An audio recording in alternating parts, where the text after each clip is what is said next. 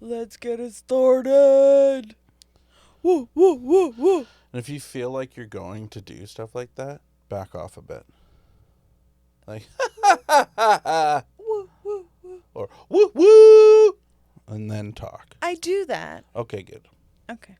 That's all I ask.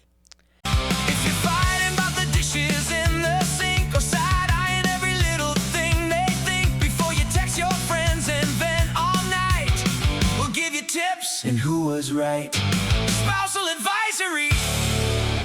Welcome to Spousal Advisory. I'm your host, Jordan. And I'm your host, Lexi. We're just two people trying to figure things out, talking about love, life, and all the chaos in between. Some episodes might make you think, some episodes might make you laugh, and some might make you text your partner mid-listen. Either way, you're in good company, so let's dive in.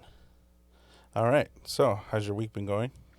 Not too bad. Can't complain. The weather is finally nice, and I feel like I've become a much better person. Yes, thank God. When the weather is nice, it's like the ice around my heart melts, and the sunshine makes me so much happier. You honestly become a different person during the winter. Yeah. You are like extremely depressed in and out. Yeah. You go through these mood swings that are scary. And Whoa. Tell me how you really feel about me right now. it's true, and it's like it's so weird how different you come off when those months happen. Seasonal depression is a real thing for me. Yeah. And it has been for a few years now. I don't know if I always had it, but I think especially since moving where we are now and just not seeing sun. Yeah. Yeah, that's really hard for me.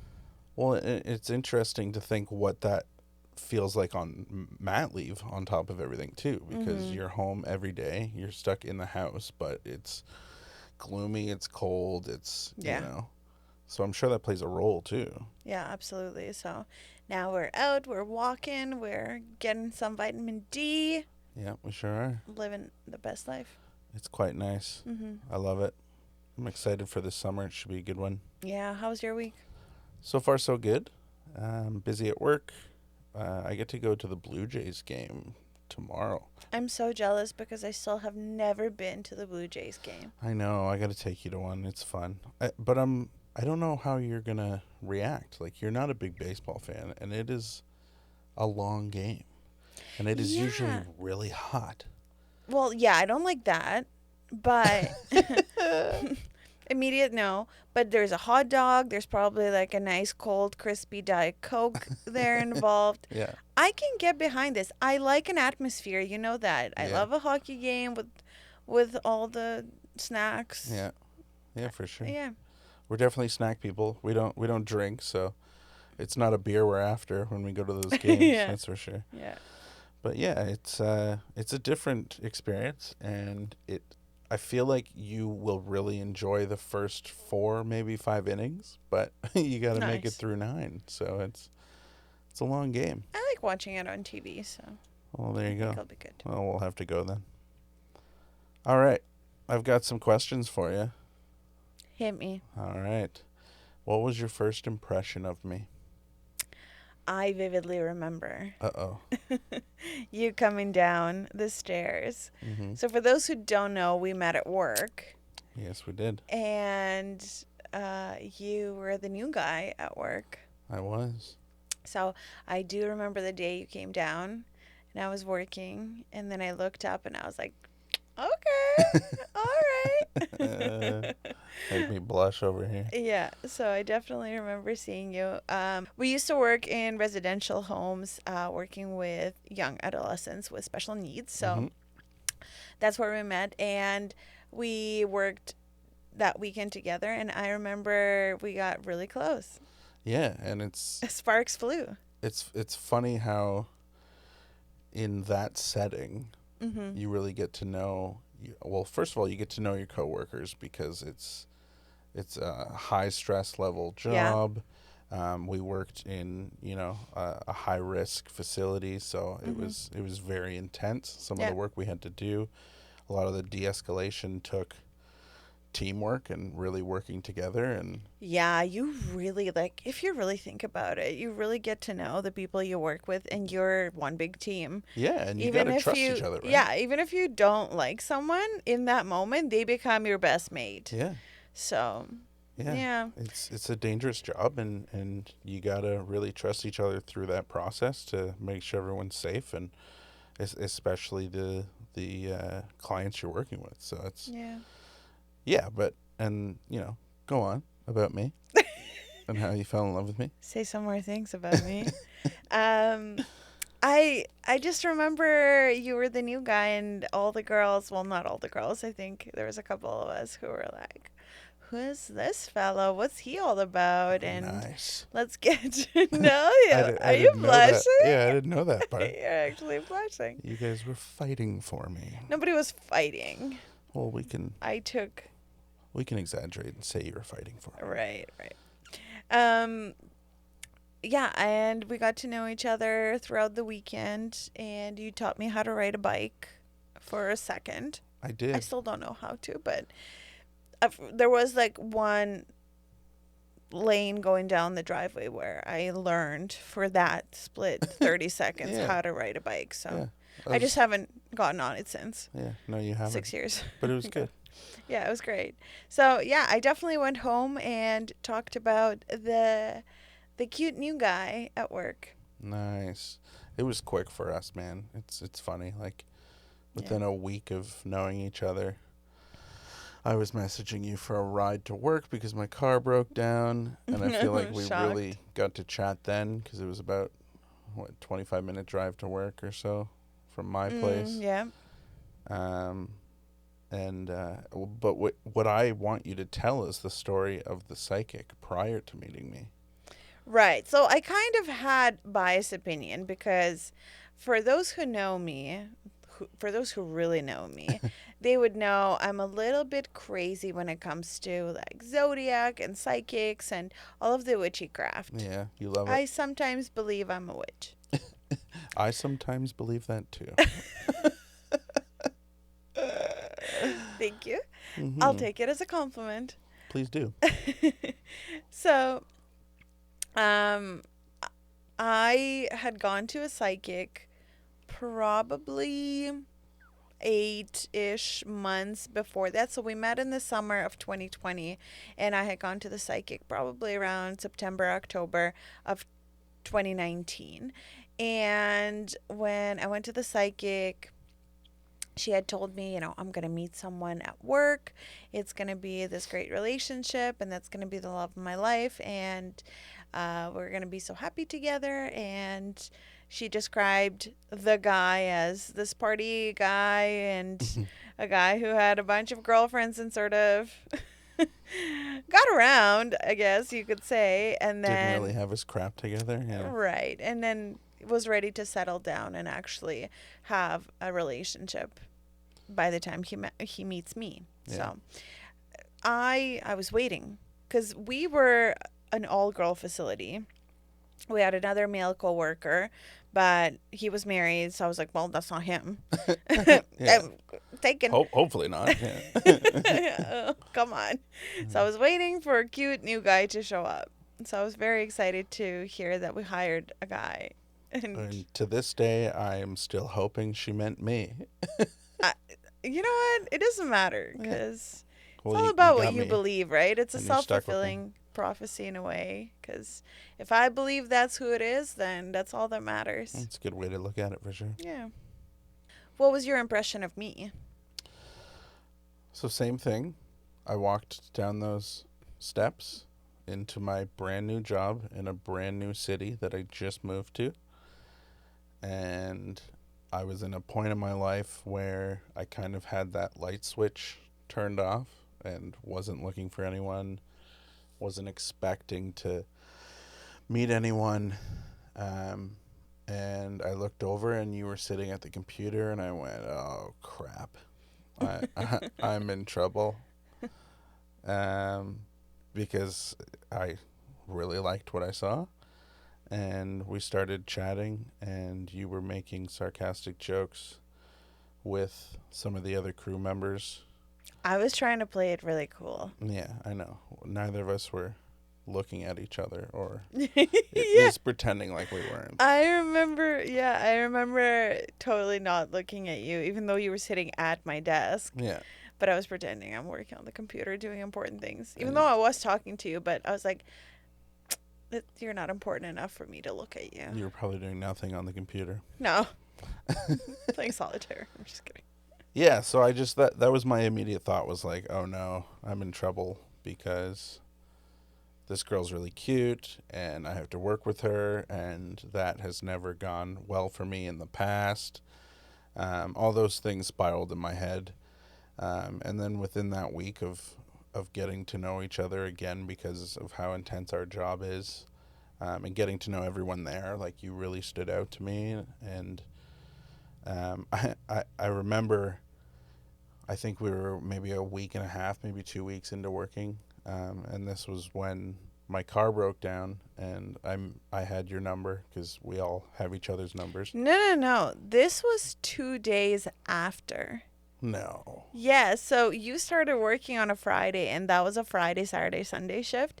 And on Monday, we had, because we used to work Monday, Wednesday, Friday, Saturday, Sunday, Tuesday, Wednesday, the following week. Right. So that we worked Friday, Saturday, Sunday, and we were supposed to be off Monday, but we had a staff meeting. That's why you asked me for a ride. It was a staff meeting. So it was literally... But it was within the first few days? Yeah. Oh, jeez. Yeah. It was immediate, like, right after we met, because you texted me, and I was so confused. I was like, who is this? Right, because I got your number from one of the other staff members. Right. Which I guess I could have asked them for a drive. But I'm like, what's Lexi's number?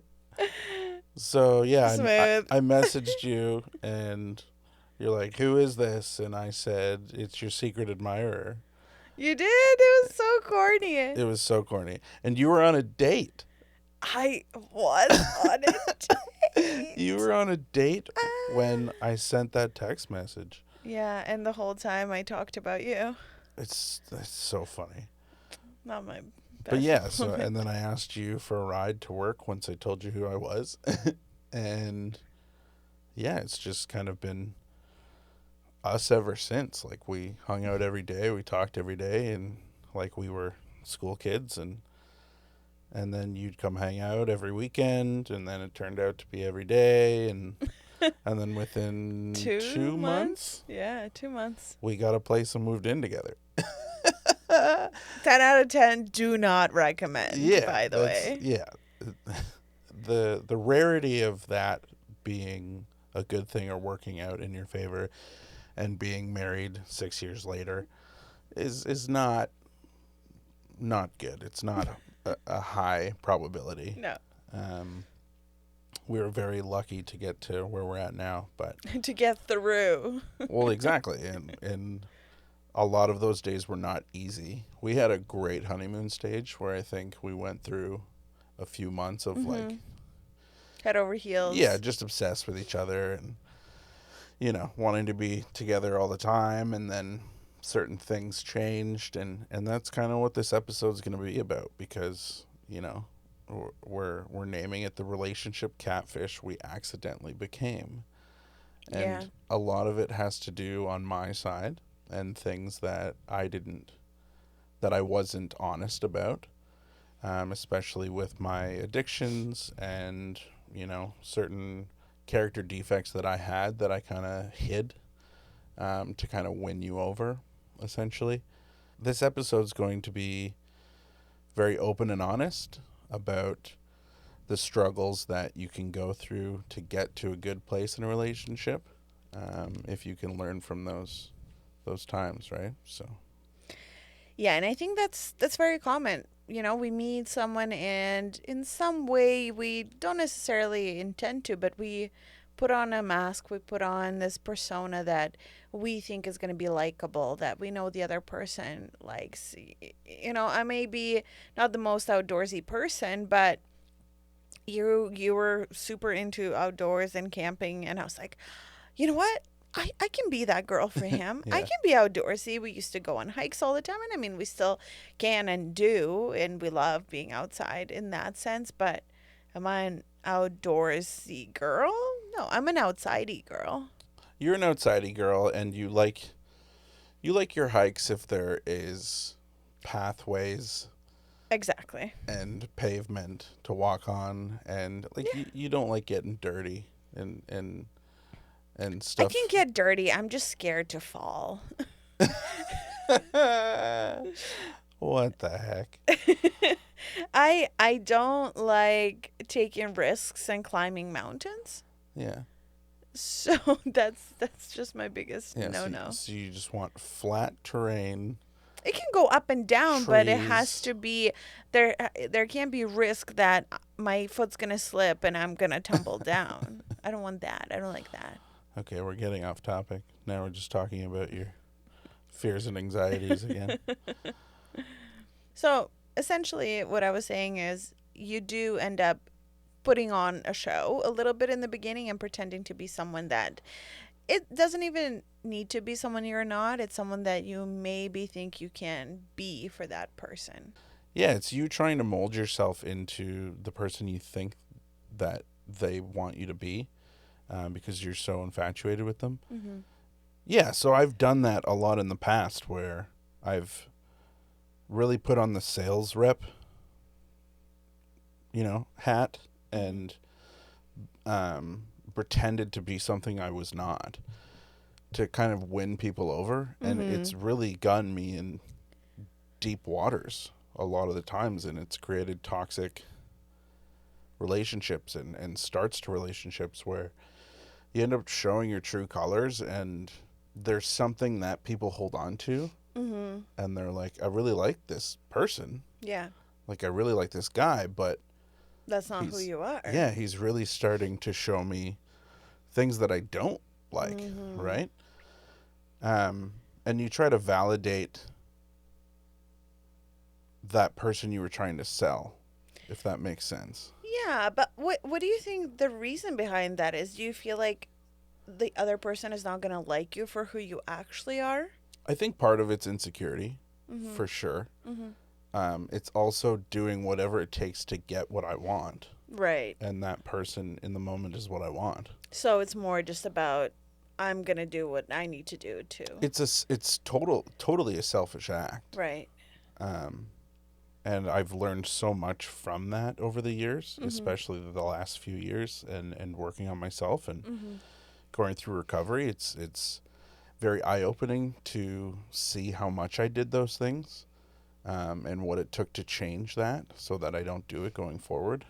I can still catch myself in the act, even just with people in the public, where it's like to have a conversation and have them like me, I'm going to pretend like I know a lot about what they want to talk about, or Right. things of that nature. So I do it. I've done it a lot in the past, and I'm glad that I can kind of learn from that and catch myself in the act now. Yeah. That's great that you have that self awareness now, that at least you're realizing when you're doing it and also realizing that that's a pattern you want to change. But yeah, you definitely did that when we started dating. Yeah. When I would ask you with that, what was, the biggest, earliest red flag? I think it came once we moved in together because obviously you're together all the time. Your habits naturally start coming out. You can't hide as much who you are, your personality. You're not going to pretend 24/7, but also just, I guess the biggest things that I felt, let's say tricked about is just your habits and ways of living, even when it came to, the way you said you're like, oh, you're organized. I'm so organized. Yeah. I love cleaning. I love doing all those things where that's really not a reality. Yeah, that was not the case when we No, met. not for at sure. all. So all those things started coming up, probably a couple months into living together. Yeah. And I think that was the beginning of our arguments at that time. Like, why are you leaving things everywhere? I don't understand why you're doing this, why you're doing that. And yeah, I definitely felt like, why did he tell me that he is this guy? But in reality, that he's not living up to the persona that he told me or showed me in the beginning. Yeah, for sure. I'm sure a lot of people, again, can relate to those things where, Absolutely. especially when you move in, like, that's a big one. Yeah. You know, you really show your true colors. Like you said, you can't hide. Mm-hmm. And that's sort of the first make or break moment. You know, we talked about that in the last episode with parenting. Mm-hmm. It's the same concept when you move in together. It's like, all right, we're A real test. doing everything together, and again, we're not hiding anything. We're showing our true colors, and you have to be able to, one, communicate, and two, not butt heads on a lot of things, because you both need to feel comfortable in your own home. And we did not communicate or not butt heads. It's a double negative, but Yeah. we did really struggle in the beginning with that. Yeah, for sure. Yeah. You're a very OCD clean person when it comes to those things. You want everything in place. You want everything done in a timely fashion. And, you know, even on a good day when I am a clean person, I, you know, would take my time with certain things. Yeah, you like to procrastinate. Yeah, you can call it that, but it's also knowing it's putting other things as a priority first. I saw this great thing, and I think that relates so well to us. There is one type of person who gets the job done so they can relax, and there is the other type of person who relaxes so they can get the work done, and they marry each other. And I think that sums it up. You Yeah. like to relax, so you have energy and you feel rested for whatever Right. chores you need to do. Right. Where I'm like, I got to get everything done off my list, and then I can relax, and my mental health's like, oh, okay, there's nothing to worry about. Yeah. Yeah, I heard once where a husband was talking about that exact thing, and he's like, you know, the time that I have with you is sacred, and it's more important to me. When you go to bed, I will get the dishes done. I will do anything that needs to be clean in the house. But for now, it's like, this is the time we have together, and I want to spend it watching TV or reading a book or talking or whatever the case may be. Yeah. This is my time with you, and it's more important. So yeah, so some people prioritize specific things at specific times, whereas, you know, I had to learn to go your route with a lot of things, and at the end of the day, I now like them better. Like I eat my food, I go do the dishes, and it's done. You know what I mean? Yeah. So it's, yeah, I think part of it is just having your routines and also doing things the only way you know how to do it.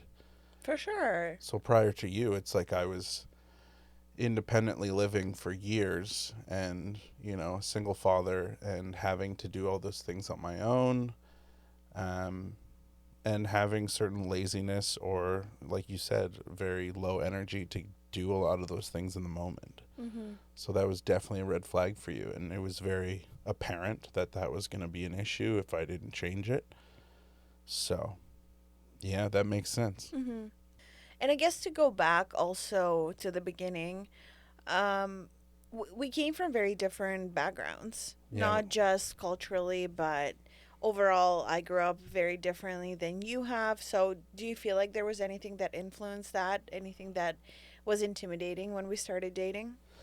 Big time. I remember the first time you invited me over to hang out at your place, and you were living with your parents at the time. Mm-hmm. And I showed up, and, you know, your parents are wealthy. They've done really well for themselves. And I showed up to your property, and I went, whoa, because it's not something that you just openly talk about. Like, it wasn't on conversation. No, and I didn't think that was something that I needed to mention. Yeah, exactly. It's just who you are and how you've been, you know, brought up, at least since you were a teenager. Right. Your parents didn't always have money, you know. No. You came from St. Petersburg in Russia, and grew up, you know, in a small apartment, and went through that type of lifestyle as a kid, and your parents saved money anywhere they could and lived that type of life. And then your dad came here and built an amazing life for himself in Canada and became very successful in his business. So you've seen both sides of things, whereas I've never been around that type of wealth.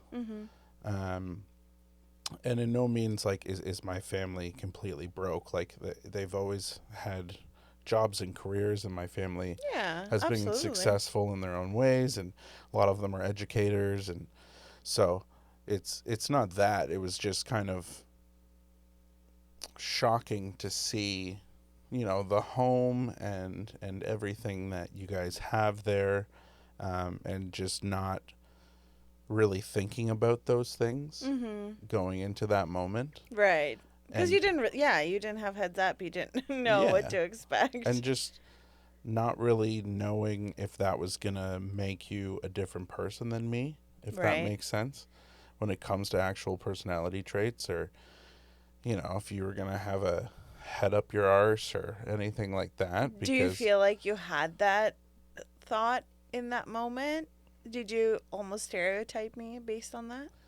I think it crossed my mind. Yeah. I don't think I made assumptions fully. Okay. I think that I went into it openly, but I had a certain amount of anxiety where it was almost my own insecurities that was the issue.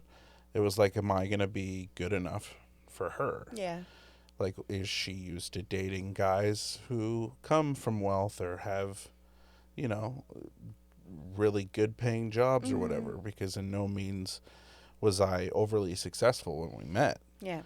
So I think there was a fear that came with that. And I think that was the eye-opening moment when I saw, your home and the success that from your family. So, yeah, I would say that was probably very eye-opening for me in the beginning. Now, I'll ask you the same question. Was there anything intimidating or shocking in the first moments of us, dating and really getting to know each other? I think culturally, your family is very big, very open, very friendly, and very close. Yeah. Which I don't have a big family at all. Right. It's just my immediate family, especially here in Canada. It's just my dad, my stepmom, my siblings. The rest of my family is still home in Russia, but even then, we don't really have a big family. Yeah. So to see your family gatherings and having tens of cousins there, that was definitely shocking and intimidating, because I didn't really know how to act or how to be close with that many people, and the dynamic of that was strange for me. Right. Yeah, that makes total sense. And I would also say that, your parents being from a different country, predominantly speaking a different language, and one that I don't know, a culture I didn't know much about, was also intimidating, because I think that's where the stereotype would come in, where it was like, I would think that you would want someone, Russian, or someone who's Russian speaking. I know that your culture is very much patriotic in that sense, where it's like a lot of Russian people marry and date Russians, even here in Canada, because it's a comfort thing, right? Now, I also knew from getting to know you that you were very Canadian, in the sense that, you came here as a teenager and you really adapted to this culture. So you were kind of neutral in that sense, whereas your parents, again, like, they're your stereotypical Russians. They, they love to party. They love to party. They love to, throw a bunch of amazing food in your face and here, drink, eat. Like, they're just I mean, I like to think that I do that too. No, of course. And you've definitely held those values, and you're a great host when it comes to those things. But again, it was somewhat of a culture shock where I wasn't used to that. Yeah. And your parents were always so openly inviting to me, and I did feel that I had to prove myself to your dad, um, which totally makes sense because he has been so successful, and you're his firstborn, and it's very important. Some might argue I am his favorite child. Yeah, so it's important for him to know that I can take care of you, right? Yeah. So I had to prove that to him, and it took a bit. Like, it's I not think that. you're still proving it to Yeah, him. I'll always have to Yeah. prove it to your dad for sure, Which I think and I'll never stop. you'll feel the same way when it comes to our daughter. Right, but it was very, especially when we got married. Like, it was awesome. When I called them and talked to them and got their blessing and everything. And then I really became closer to your family after we got married. And, I saw a little change, especially in your dad, where it's like, all right, this guy's all right. Like, he'll do. He's warming up, dude. Yeah. For sure. So I felt accepted, and that was a huge change Mm-hmm. for me. It wasn't so much trying to prove myself and just trying to be the best version of myself, so that I could be, the rock for you, and have him see that and see that you are with the person you're supposed to be with. Yeah. So, yeah. I'd have to ask you, is there anything that worried you about my family accepting you? I think I always thought that parents love me. Yeah. Which, I mean, they have in the past. But I think, like you said, culturally our families are so different. Yeah. So that played a role in it as well. And I think that just in general, I come off as a very much colder of a person. Yeah. Your family is warm and loving, and not to say I'm not, I definitely am with the people I trust the most, but that's just not something that we did as a family growing up. We didn't hug each other and tell each other we love each other. We still don't really, and not because we don't, but just because of the way we were raised. Even my siblings and I have a conversation about that every once in a while to reflect on our childhood and the way we were raised, and we both come to the same agreement that we have to unpack the way our family interacted to try and understand other people's families now. Yeah. Because it's so different. So yeah, it was a little bit different for me because that level of affection felt unnatural and intimidating in some way. Okay. Almost like I didn't know what to do with it. Your family is very much, oh my gosh, I love you. Give me a hug, give me a kiss. And in the beginning, that was very shocking to me. Yeah. And I didn't know how to respond to that. And I still sometimes might feel not uncomfortable, but thrown off because I'm not a very openly affectionate person. Again, I am to you and to my child, but Yeah. I think it's different when it comes to some extended family or friends. Right. You also have a very sarcastic style humor, Yes. which can, some people may not understand that, first getting to know you, and it might come off a little more serious than it actually is when you're just kind of joking around about things. Yeah, I've got a sharp tongue, I would say. Yeah. So yeah, I think that was the main thing that I found was different, and I didn't know if they were always going to accept me. Yeah. Did you ever feel judged by me? In some ways, I think in the beginning we were both struggling to understand each other and get along in terms of understanding what the other person needed and compromising. Yeah. And there were a lot of the times, I think, and I can say that now, you were failing to take accountability for the things that you weren't doing and the weight that you weren't pulling when you told me I'm this type of person and then you actually weren't. And I called you out on it and held you wanted to hold you accountable Yeah. to those things and say, well, if you say this, then why aren't you showing that? Right. And instead of taking that accountability in the moment, you would push back and project it back on me at that time. And I think your addiction had a lot to do with it, right? As you had mentioned.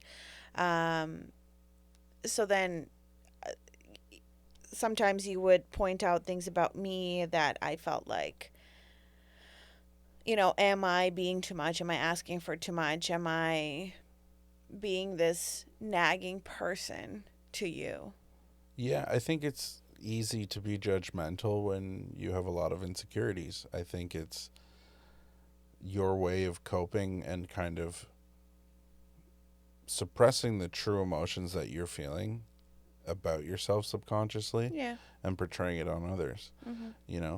I think you can be over judgmental in a lot of those moments, and it can come off really negative. I think it's a huge tool to be able to take out of your tool belt when you can realize that in the moment and stop yourself from doing that. It's like, I'm about to say something that I either don't necessarily mean, or I'm over analyzing or saying too strongly. Mm-hmm. And yeah, I just think I think it's the easy way out to do that, Definitely. So instead of looking at yourself and saying, okay, so why am I thinking that? Absolutely. And I think our brains just go, I don't want you to think bad things about yourself. It's their fault. And we automatically go into that. We all do that. Yeah, just say some crap about the other person. Yeah, Yeah. it's brutal. But again, if people are struggling with that, I would first work on yourself in those moments and realize when that's happening. Because no one's perfect, but you can learn to catch yourself in the act. Yeah. And then from there, when you realize you're doing those things, find a different way to communicate, Not to say you're never going to judge people, but you can kind of keep those things to yourself, and you can, if it has to be communicated, then you'll find the right way to do it. What assumption about our relationship annoyed you the most? I think that's something that's a common assumption, is that you do things the way I want them all the time. Okay. I think that's a very common assumption from people who know us and are close with us. Oh, so this is... Because you're more of like a people pleaser type guy, and I'm a lot stronger in my opinions and sometimes can be more stubborn. So I think people assume that you kind of just give in and do whatever I want. Yeah, so you're saying from an outside perspective. Yeah, and I think that's always bugged me, because I don't think that's true at all. No, and I'll make the jokes, happy wife, happy life all the time, and Yeah. but at the end of the day, it's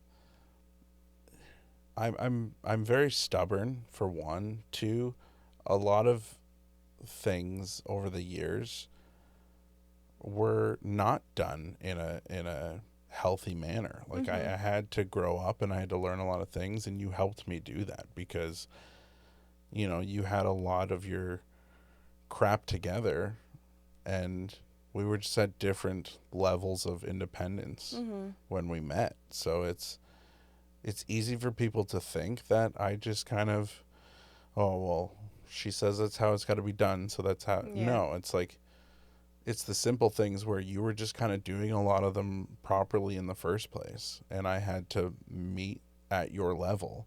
But we also struggled a lot where we would butt heads, and you had to meet me in the middle with a lot of things as well. And you are one of the first people to check yourself just as much as I do now, where it's like, you know what, he was right, and I have to learn to not do those things, or not speak to him that way, Yeah. or whatever, right? Yeah. So we're very good at meeting in the middle. But I do agree with you, where people think because you're a stronger personality and I come off, More laid back. probably You're just really a chill. fun, That's the sweet fun guy. Yeah, I'm fun dad, and you're Yeah. Yeah. good cop, bad cop, Yeah, I think I'm always the bad cop, which Not always the case behind No. closed doors. No, for sure. All right, so I want to talk about the habits that confused us. That's a good one. Yeah, so first on the list is sleep habits. Okay. I have never met or been with a person who slept with a noisemaker. That's an adult. And for those who know Jordan, I don't know. Have you always slept with a noisemaker? Where did this So, come from? No, it started with a fan, and that's a huge thing in my family. My cousins, like a lot of us do that where we are big on fans, and it's not necessarily the breeze of the fan, it's just the sound. The fans of fans. Yeah, we need that sound.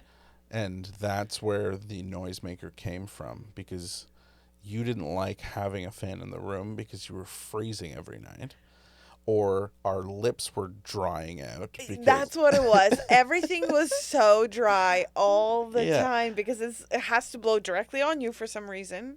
Well, and it's not only that. Even if I turn it to the corner, it just dries out the room for some Right. reason. So I didn't like that about fans either. So when I found out about noisemakers, I'm like, this is perfect. I can have the noise of a fan without the dryness. I'm trying to think, did you listen to the rain before the noisemaker? Oh, 'Cause- God, my rain stage. Okay, you had the noisemaker when we met, but you went through a rain phase for a while. You were going to be the rain maker. Oh, I was going to start recording rain because this was one of my manic stages where I was like, there's so many rain YouTube channels and they're just streaming it 24/7. Such a great market. That's income. And I was like freaking out, and I was like, I've got all the recording stuff I need. And anyways, that's besides the fact. But yeah, I went through a huge rain stage, and it was funny because I'm so ADHD that it helped me fall asleep thinking about being in a place where that rain was happening. So I think that was the correlation of why I listened to it.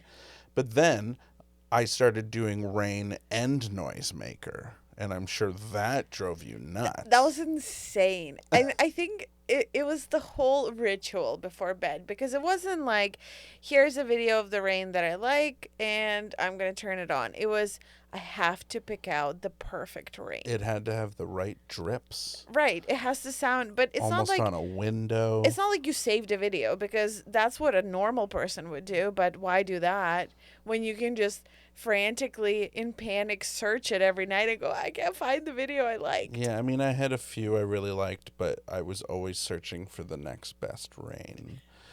You know? There that- must be therapy for someone like you. That became an obsession on its own. Was there anything about my sleep habits that weirded you out? Not weirded me out, but you're kind of stereotypical in the sense of I wake up shivering in a fetal position because you take the blankets Wait. without even knowing it. I don't know it, and I've never known that, and this is an ongoing thing to this day. You get very upset in the middle of the night, like Yeah, you've been because- fighting me all night. It's like, stop taking the blanket Yeah, off because of me. I constantly have to pull it back, and you'll take it as if you don't have any. This is my thing, okay? I like to crumple it up into a ball and hug it. Okay, but you can't do that when you're taking the entire thing from your partner. Well, maybe we need to start sleeping with two blankets. All right, next would be grocery behavior. I think this one's funny because you will send me out for groceries, and I'm going to admit this on our podcast. You will send me out for groceries for 1 or 2, maybe 3 items. Yeah, something we need for dinner quickly. Yeah, and I will come back with 12 items every single time, Right. at least. I can't not buy more than I need to. Yeah, what's that all about? I don't know, and this is why I tell you to never send me for groceries, because I will spend money I'm not supposed to be spending. Right. It's a magical place full of food. There's all these things that I have to look at, going to the things I have to get. Right. And I go, oh, we could have this, or we could use that, or we could use more of these. So I end up grabbing more stuff. And I even know that you're going to still make the grocery orders every other week. Yeah. But I still grab those things in the moment. I know. It's terrible. I know. So again, I'll put my hand up. I am a terrible grocery shopper. Right. You're not even a grocery shopper. I don't think you've ever gone for a full grocery run, but... No, because I'll come home with $500 worth of food. Yeah, we can't do that. No, we cannot. All right. To wrap up our segment for today, we're going to do our reoccurring one, Am I the Jerk? I'm going to read the story, and we're going to discuss. All right, I love these. Let's do it. Okay. I, 27-year-old female, have been dating my boyfriend, 30 years old, for about a year. Okay. He genuinely is a great guy. He's funny, social, outgoing, but he has one thing that has slowly started driving me insane. He's obsessed with magic tricks. Oh, no. Not professionally, not as a hobby he casually enjoys. This man treats every social event like he's heading to a Las Vegas residency in the parking lot of Applebee's. At first, I thought it was cute. Card tricks at parties, making coins disappear for kids, whatever. But lately, it's become constant. Every dinner out, pick a card. Every family gathering, watch this. Every time we have a moment of silence, has anyone seen this trick before? Last weekend, we went to my cousin's wedding. Before we left, I specifically asked him, please do not make this wedding about magic tricks. He agreed. Within 1 hour, he had gathered an actual crowd near the bar and was doing card tricks for random guests. Then during dinner, he somehow convinced 2 bridesmaids to help him with a trick involving folded napkins and someone's wedding ring. My final straw was during speeches. While my uncle was giving an emotional toast, my boyfriend whispered loudly enough for people to hear, "Want to see me make this bread roll disappear?" I was mortified. I told him quietly that we were leaving. He thought I was joking and stayed and talked to people, so I left without him and drove home. So now he's upset, saying that I embarrassed him. Everyone was enjoying it. I hate seeing him happy, and I overreacted because it's just harmless fun. Meanwhile, my family has been texting me laughing because apparently half the wedding spent the night referring to him as, quote unquote, the magician. Am I the jerk for leaving him there? Wow, this is a good one. It's a funny one, which is so funny because we had a magician at our wedding. Yeah, we did. Who also wouldn't leave. He would not leave. He would. Your father asked him several times. They kept and he just kept doing tricks. I know. So maybe it's a magician thing. Maybe they just don't know when it's time to cut the party. Yeah. But do you think that it's too much? Do you think it's a harmless hobby and she is just being too uptight about it? Or do you think enough with the magic tricks? Yeah, it's a tough one because I think there's jerk mentality on both sides of it. Okay. I understand her being upset 100%. She asked him not to do it at the wedding. Yeah. And he did not listen. Mm-hmm. So he's a jerk in that moment. Okay. I also think he might have some addictive tendencies. Coming from an addict, I think he might be addicted to magic. Because if he cannot go one wedding without doing a bunch of magic tricks, he may have a problem. Yeah. Like, dude, you were asked not to do friggin' magic at the wedding, and all you did was magic within an hour of being there. Right, but think of it this way. He's maybe pulled out one card trick and noticed that he got the attention, he got the crowd, people are starting to laugh. You know, that's definitely getting him going. That's hyping him up, and he's going, these people want to see some more tricks. Well, and that's also the addictive tendency of it, though, because you got your laugh, you got your wow moment. Take it and run, man. You probably could have gotten away with the one card trick. Probably. She probably would have actually driven you home. So I definitely think she was upset for the right reasons. Mm-hmm. Now, leaving him there, yeah, I don't like that. no, it's a bit much. Yeah. Again, talk to him and explain why you're upset because your feelings are valid. But leaving, I think it's a jerk move, man. Like, for him to say he was embarrassed, it's like, okay, well, that's kind of your own fault. I mean, I see why he was embarrassed because she left him. If I left you at my family gathering and took off without you, wouldn't you feel embarrassed? Yeah, I think it's kind of a immature way to deal with the emotion in the moment, Yeah. where it's like, I'm just gonna leave, you know, to show him how, you know, pissed off I am. Right. But it's like, yeah, he's still a jerk for doing magic, man. Like, they're both jerks, and they got stuff to work on. But I feel like it's so harmless, and it's just something that he enjoys. I mean, she did say not as a hobby he casually enjoys. He treats every social event like... Well, this is what I mean, and she obviously doesn't find it cute anymore. Because I'm sure there was a moment in the relationship where she's like, oh, right. he's doing his magic tricks again. Right. But then, if that's the only place where he can actually do it, like a magician, if he doesn't have a show, where else is he supposed to do it? Yeah, but he's doing it everywhere. So she asked for one event to not be about that. Okay. To not put himself in the limelight and to make it about him. Okay. So I understand her frustration 100%. But you don't leave him there. That's interesting because I would have thought you would have a different opinion. I would have thought that you would side with the guy. No, I definitely think he should have understood, or not even understood, but respected. Like, yeah, respected it at least. You don't have to understand why she doesn't want you doing magic, but she politely asked you not to, and you went and did a bunch of it. So, yeah, no, they're both jerks, man. Okay. I think she's the jerk, but... You don't think he's a jerk for doing magic? I don't know. It's magic. I love magic. Maybe I'm biased. I just love magic. You do love magic. I love magic so much. Yeah. I can't. You'd be like, you do your magic, honey. Yes, Heidi, show him. Yeah. Show him another one. He made a ring disappear? Amazing. Oh, you're ridiculous. I just want to be supportive. Yeah. Yeah. All right, makes sense. All right, let's wrap it up. Sounds good.